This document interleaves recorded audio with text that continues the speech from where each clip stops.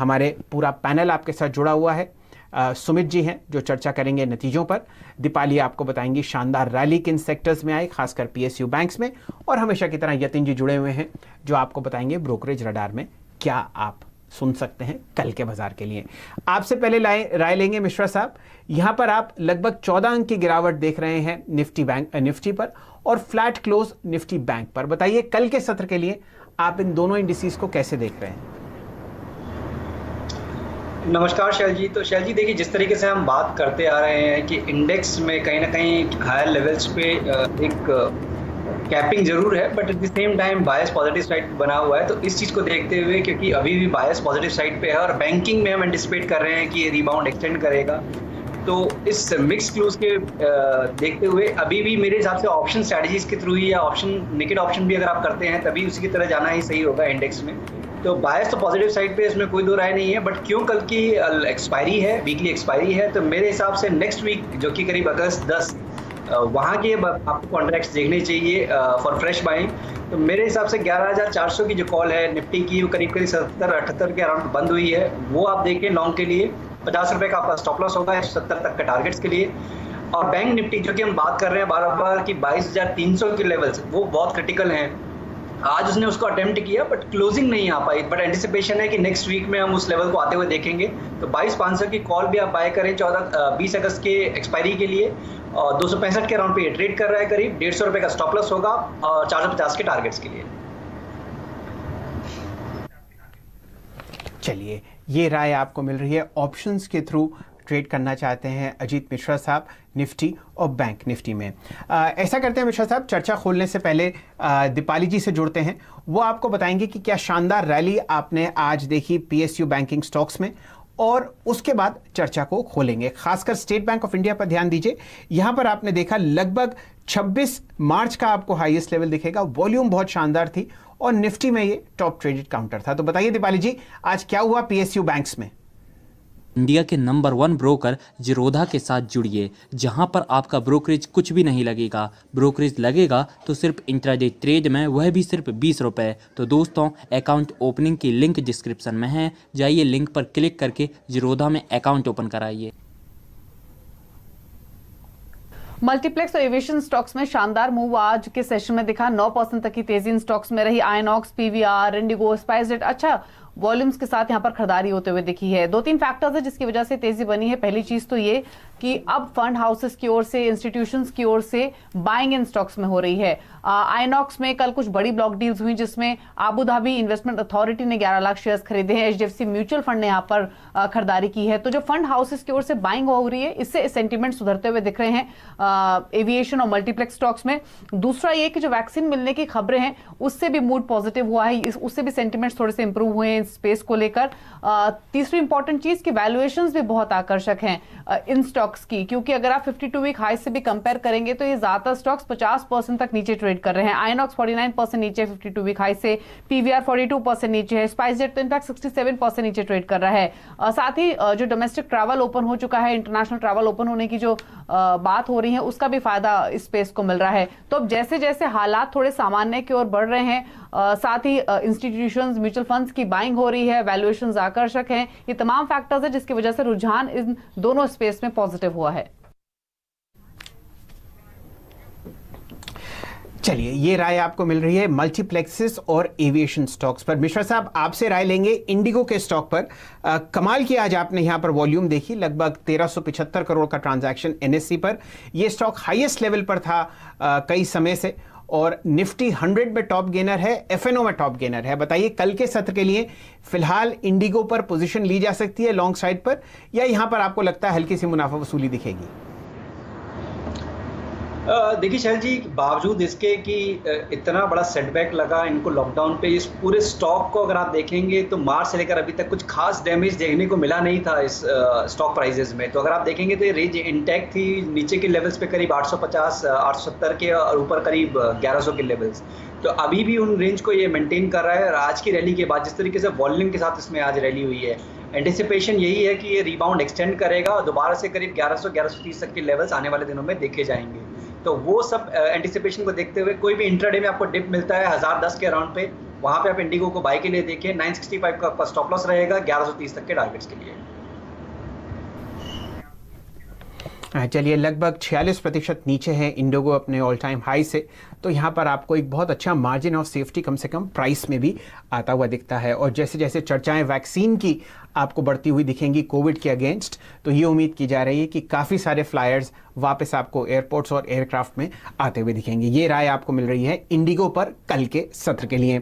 साथ ही साथ पीवीआर, ये आपके लिए मिश्रा साहब लगभग 7% ऊपर 1200 के आसपास आपको पीवीआर बंद होता हुआ दिख रहा है। वॉल्यूम शानदार, लगभग 650 करोड़ का आज ट्रांजैक्शन यहां पर हुआ है। वैसे तो उम्मीद नहीं है कि आप एकदम मल्टीप्लेक्सेस खुलते हुए देखेंगे, लेकिन बताइए चार्ट्स पर आपको पीवीआर कैसे लगता है पोजिशनली?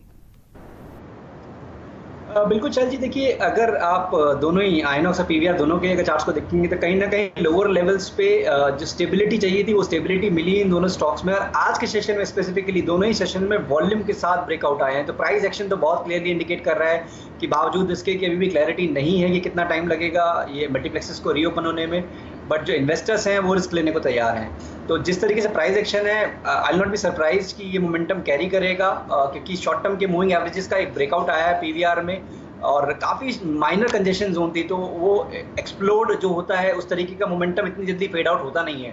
तो मुझे लगता है कि शॉर्ट टर्म में जो 200 दिन का एक्सपोनेंशियल मूविंग एवरेज है करीब 2290 के राउंड पे, तो वहाँ जाके मेरे हिसाब से पीवीआर को रुकना चाहिए। तो उसको आप करंट लेवल से बाय कर सकते हैं, आपका 1140 का स्टॉप लॉस रहेगा।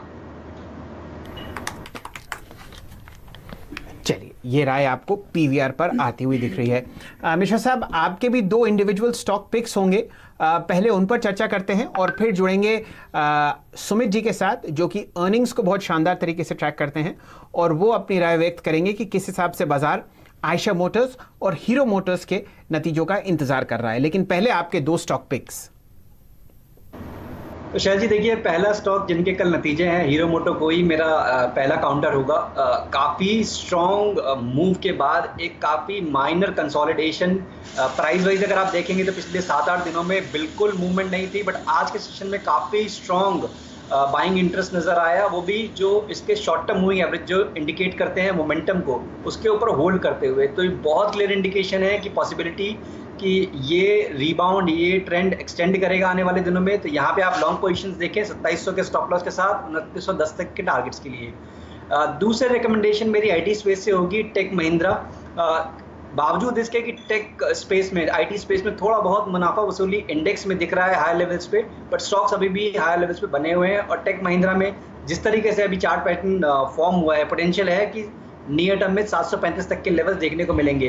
तो यहाँ पे भी आप लॉन्ग पोजीशन इनिशिएट करिए 675 के स्टॉप लॉस के साथ। चलिए, तो ऐसा करते हैं डायरेक्टर साहब, पहले टेक महिंद्रा पे ही नज़र डाल लेते हैं। यहाँ पर आज पूरे अगर आप दिन CNBC आवाज़ के साथ जुड़े हुए हों तो बेहतरीन कॉल्स आती हुई दिखेंगी। स्टॉक ने बहुत ज़बरदस्त तरीके से अपने 200 DMA से बाउंस लिया है और यहाँ पर मिश्रा साहब कह रहे हैं कि वो और इस तेज़ी को बरकरार देखते हैं। अब जुड़ते हैं सुमित जी से, वो पहले आपको बताएंगे कि किस हिसाब से बाजार नतीजों को एक्सपेक्ट कर रहा है हीरो मोटर्स और आयशर मोटर्स के, और फिर जुड़ेंगे मिश्रा साहब से जो आपको राय देंगे आयशर मोटर्स के स्टॉक पर। सुमित जी बताइए, किस हिसाब से बाजार की एक्सपेक्टेशंस हैं इन 2 टू व्हीलर काउंटर्स से? देखिए, कल वैसे तो निफ्टी की 6 कंपनियों के नंबर्स आने वाले हैं, लेकिन अगर 2 दिग्गज ऑटो कंपनीज के नंबर्स की बात की जाए तो एक है हीरो मोटोकॉर्प और दूसरा है आयशर मोटर्स। पहले हीरो मोटोकॉर्प के नंबर्स की बात करते हैं। करीब 66% इनके रेवेन्यूज़ में गिरावट आने का अनुमान है। खासतौर से वॉल्यूम का डिक्लाइन वो कंपनी के नंबर्स के अंदर रिफ्लेक्ट करेगा। ऑपरेटिंग लिहाज से भी मुनाफा YOY बेसिस पे करीब 90% तक टूटने का अनुमान है और मुनाफा भी करीब 95-96% तक टूट सकता है। इनफैक्ट कई एनालिस्ट तो ये भी मानते हैं कि ये मुनाफे से घाटे के अंदर आते हुए दिखाई पड़ सकती है इस तिमाही के अंदर। लेकिन अगर आप एवरेज देखेंगे तो मोर लेस 1 से 2 करोड़ रुपए के आसपास का मुनाफा आने का अनुमान लगाया जा रहा है।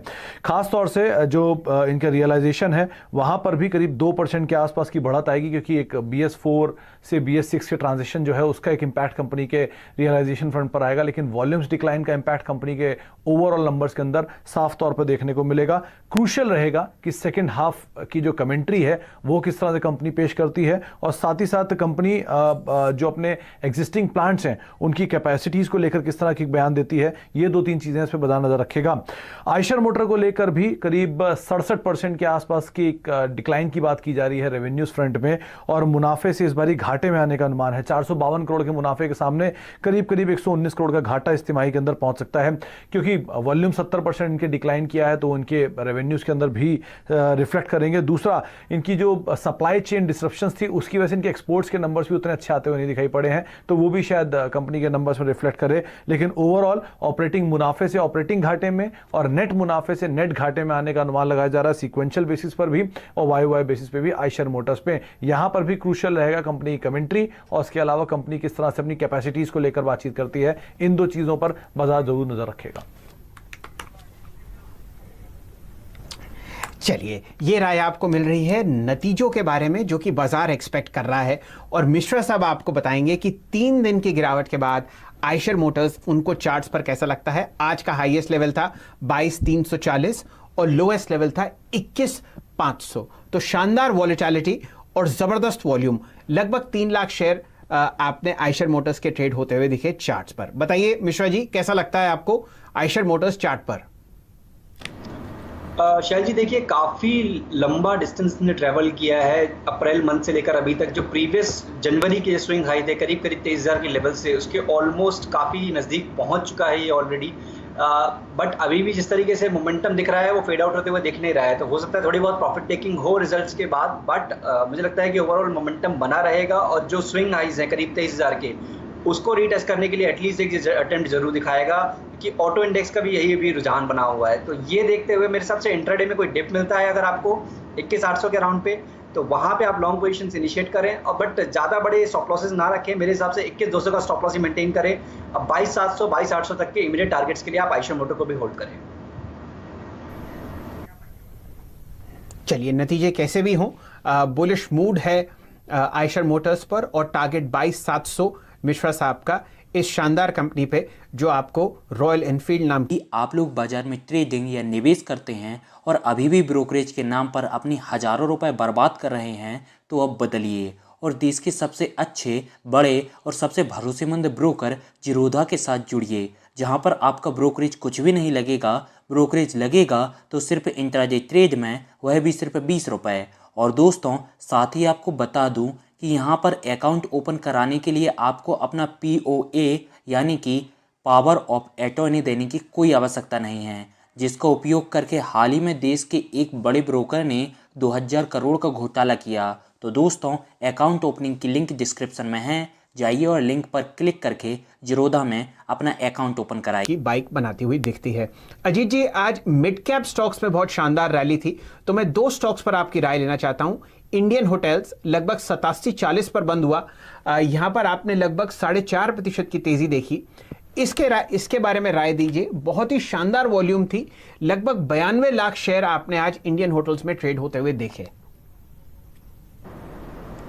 शायद जी बिल्कुल, देखिए अगर आप 2 दिन का प्राइस एक्शन देखेंगे विद वॉल्यूम्स, तो वॉल्यूम्स एक्सेप्शनली हाई हैं। मतलब इस तरीके के वॉल्यूम्स बहुत रेयर देखने को मिले हैं पिछले करीब अगर 2-3 महीने का चार्ट्स को देखें तो ये बहुत क्लियर इंडिकेट कर रहा है कि जो एक्यूमुलेशन, जो कि डिक्लाइन था, उस ड्यूरेशन में जो एक्यूमुलेशन हुई उसके बाद ये एक ब्रेकआउट है, और उसका कंफर्मेशन आज जाके और ज़्यादा ऐड हुआ, क्योंकि 100 दिन के एक्सपोनेंशियल मूविंग एवरेज के ऊपर इसने जाके क्लोज किया।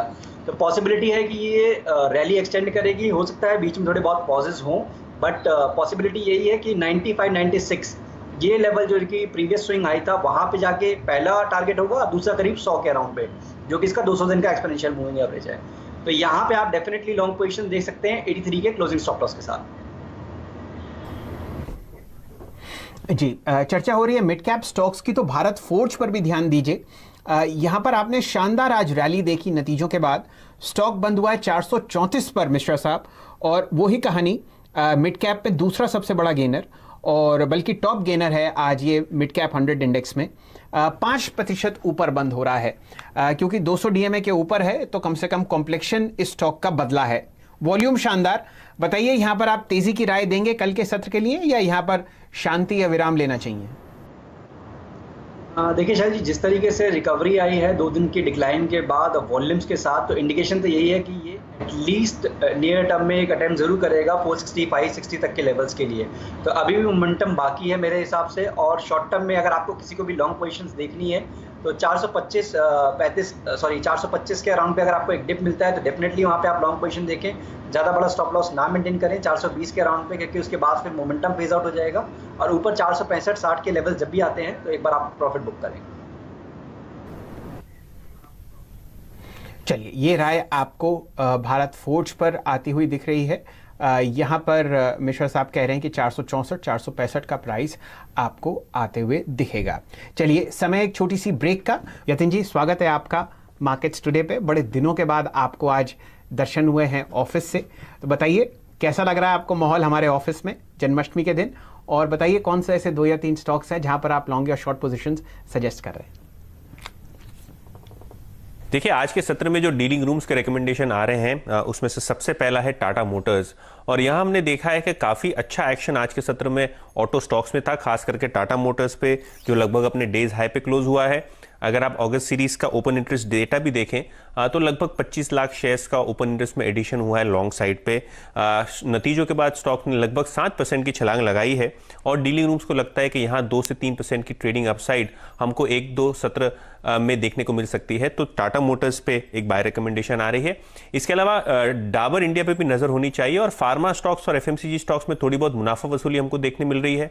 इनफैक्ट डाबर में आज ओपन इंटरेस्ट जो अगस्त का था 6% ऊपर था। फ्रेश शॉर्ट पोजीशंस यहां हमको देखने मिली और डीलिंग रूम्स की राय ये है कि 485 से 490 यानी 485 रुपए के आसपास तक के टारगेट्स नीचे की साइड हमको डाबर इंडिया में देखने को मिल सकते हैं। और आखिर में मिड कैप सेगमेंट की अगर आप बात करें तो वीआईपी इंडस्ट्रीज पे डीलिंग रूम्स की नजर है, जहां उनको लगता है कि शॉर्ट टर्म में 10 से 15% तक की अपसाइड हमको देखने को मिल सकती है। आज के अगर आप वॉल्यूम्स भी देखें तो औसत से लगभग 50% ज़्यादा वॉल्यूम्स हमको यहाँ देखने मिले। और जो theme dealing rooms play out कर रहे हैं वो ये बता रहे हैं कि होटल स्टॉक्स और एविएशन स्टॉक्स में जिस हिसाब से हमने रैली देखी है, अभी लगेज इंडस्ट्री जो कि दोनों इंडस्ट्रीज से लिंक्ड है, वहाँ हमको अच्छा खासा अपसाइड देखने को मिल सकता है शॉर्ट टर्म में। तो वीआईपी इंडस्ट्रीज में ध्यान रखिए, काफ़ी एचएनआईज यहाँ आज से एक्यूमुलेशन जारी रखते हुए दिखाई दे रहे हैं। तो यतिन जी, बहुत ही शानदार तरीके से आपने 2 और 2 22 किए हैं। आज तेजी देखी आपने एविएशन स्टॉक्स में और उम्मीद की जा रही है कि कल और परसों आपको तेजी दिखेगी वीआईपी इंडस्ट्रीज और लगेज काउंटर्स में।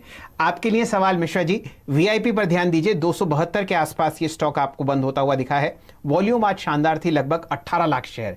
चार्ट्स पर आपको वीआईपी इंडस्ट्रीज पोजिशनली कैसा लगता है?